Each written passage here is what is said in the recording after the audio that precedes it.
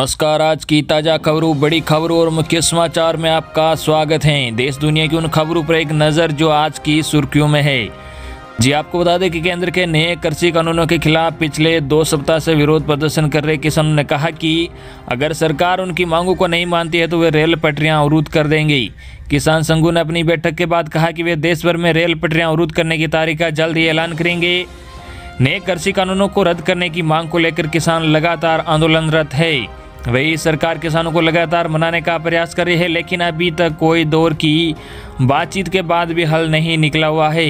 केंद्र सरकार की ओर से किसानों को कृषि कानून के मसले पर मनाने की कोशिश जारी है। शुक्रवार को पीएम मोदी ने कृषि मंत्री नरेंद्र सिंह तोमर की प्रेस कॉन्फ्रेंस का लिंक साझा किया और सरकार को रुख को जानने की अपील की। तो वही भारतीय किसान यूनियन ने तीनों कृषि कानूनों के खिलाफ सुप्रीम कोर्ट में याचिका दायर की है और सरकार में गतिरोध जारी, संशोधन पर नहीं बनी बात, पीएम मोदी ने की यह खास अपील। जी आपको बता दें, केंद्र सरकार की ओर से किसानों को कृषि कानून के मसले पर मनाने की कोशिश जारी है। शुक्रवार को पीएम मोदी ने कृषि मंत्री नरेंद्र सिंह तोमर की प्रेस कॉन्फ्रेंस का लिंक साझा किया और सरकार के रुख को जानने की अपील की। अगली बड़ी खबर किसान आंदोलन को लेकर। जी आपको बता दें, कानून पर सरकार से नहीं बनी बात, किसान यूनियन ने सुप्रीम कोर्ट में दायर की याचिका। कृषि कानून के मसले पर अब सड़क के अलावा कानूनी लड़ाई भी लड़ी जाएगी। भारतीय किसान यूनियन ने तीनों कृषि कानूनों के खिलाफ सुप्रीम कोर्ट में याचिका दायर की है। अगली बड़ी खबर, प्रदर्शनकारियों ने ममता बनर्जी के सांसद भतीजे के घर की दीवार को क्या खाला। जी आपको बता दें कि पश्चिम बंगाल के डायमंड हार्बर में बीजेपी अध्यक्ष जेपी नड्डा के काफिले पर हमले के बाद सियासी लड़ाई ने जोर पकड़ लिया है। बंगाल की लड़ाई दिल्ली तक पहुंच गई है। नड्डा के काफिले पर हुए हमले के बाद गुरुवार रात को दिल्ली में प्रदर्शनकारियों ने ममता बनर्जी के भतीजे अभिषेक बनर्जी के आवास की दीवार पर काला पेंट पोत दिया। अगली बड़ी खबर, राजस्थान में पंचायत चुनाव में मात खाई कांग्रेस, निकाय चुनाव में कर पाएगी वापसी। जी आपको बता दें, पंचायत समिति चुनाव में बीजेपी के हाथों खात माई कांग्रेस के सामने निकाय चुनाव में वापसी करने की एक बड़ी चुनौती है। प्रदेश के 12 जिलों की 50 नगर निकायों में सदस्यीय पदों के लिए आज यानी शुक्रवार को वोट डाले जाएंगे। 43 नगर पालिका और 7 नगर परिषदों के 1775 वार्डों के लिए वोटिंग होगी। अगली बड़ी खबर, अमेरिका में भी फाइजर की वैक्सीन के इमरजेंसी इस्तेमाल का रास्ता साफ, एक्सपर्ट पैनल का ग्रीन सिग्नल। जी आपको बता दें कि अमेरिका सरकार के एक सलाहकार पैनल ने फाइजर बायोटेक कोरोना वैक्सीन के आपातकालीन स्वीकृति की सिफारिश की है। पैनल ने कहा कि टीके का संभावित लाभ इसके जोखिमों को कम करता है। अगली बड़ी खबर, उत्तर प्रदेश के कुशीनगर में एक लड़का लड़की को पूरी रात थाने में इसलिए गुजारनी पड़ी क्योंकि पुलिस को उन पर लव जिहाद का शक था। दरअसल कुशीनगर पुलिस को किसी ने कॉल कर यह सूचना दी कि एक मुस्लिम युवक हिंदू लड़की से शादी कर रहा है। अगली बड़ी खबर, नए कृषि कानूनों के खिलाफ सिंगू बॉर्डर रेड लाइट पर प्रदर्शन करने वाले किसानों के खिलाफ एफआईआर दर्ज हुई है। किसानों के खिलाफ ये प्राथमिकी गत 7 दिसंबर को अलीपुर पुलिस स्टेशन में सोशल डिस्टेंसिंग का पालन नहीं करने पर दर्ज हुई है। अगली बड़ी खबर, कांग्रेस नेता सोनिया गांधी की जगह राष्ट्रवादी कांग्रेस पार्टी सुप्रीमो शरद पवार को यूपीए का चेयरमैन बनाए जाने के टकराव के बीच शिवसेना ने कहा कि ऐसा यदि होता है तो ये गठबंधन के लिए लाभकारी होगा। अगली बड़ी खबर, प्रधानमंत्री नरेंद्र मोदी शुक्रवार को अंतर्राष्ट्रीय भारतीय उत्सव 2020 को संबोधित करेंगे। अगली बड़ी खबर, भारतीय किसान यूनियन के राकेश टिकैत का कहना है कि अगर केंद्र सरकार हम लोगों के 15 में से 12 संशोधनों पर सहमत है तो इसका अर्थ है कि कृषि कानून को वापस लेना चाहिए क्योंकि उसमें खामी है। अगली बड़ी खबर, कृषि कानून पर किसानों की लड़ाई के बीच प्रधानमंत्री मोदी ने की खास अपील। जी आपको बता दें कि नए कृषि कानूनों के मसले पर सरकार और किसानों के बीच जंग अभी खत्म नहीं हो रही है। किसान संगठन लगातार कृषि कानून को खत्म किए जाने की मांग कर रहे हैं। तो सरकार इन कानूनों को वापस लेने के पक्ष में नहीं, हालांकि सरकार किसानों से वार्ता कर इन कानूनों में संशोधन करने पर जोर दे रहे हैं। सरकार इस मसले को सुलझाने में पूरी कोशिश कर रही है।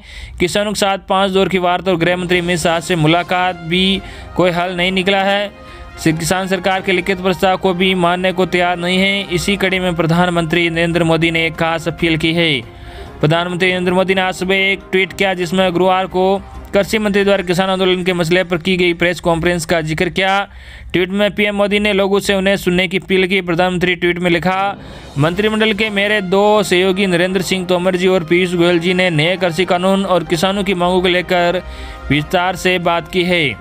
केंद्रीय कृषि मंत्री नरेंद्र सिंह तोमर ने गुरुवार को प्रेस कॉन्फ्रेंस करते हुए कृषि कानूनों पर विस्तार से सरकार का रुख स्पष्ट किया। खाद्य, रेलवे और वाणिज्य मंत्री पीयूष गोयल के साथ संवाददाताओं को संबोधित करते हुए तोमर ने कहा कि वह अब भी वार्ता के जरिए समाधान निकालने को लेकर आशान्वित है। कृषि मंत्री ने कहा सरकार किसानों से आगे और वार्ता करने को इच्छुक है और तैयार है। उनकी आशंकाओं को दूर करने के लिए हमने किसान यूनियनों को अपने प्रस्ताव भेजे हैं। हमारी उनसे अपील है कि वे जितना जल्द से जल्द संभव हो वार्ता की तिथि तय करें।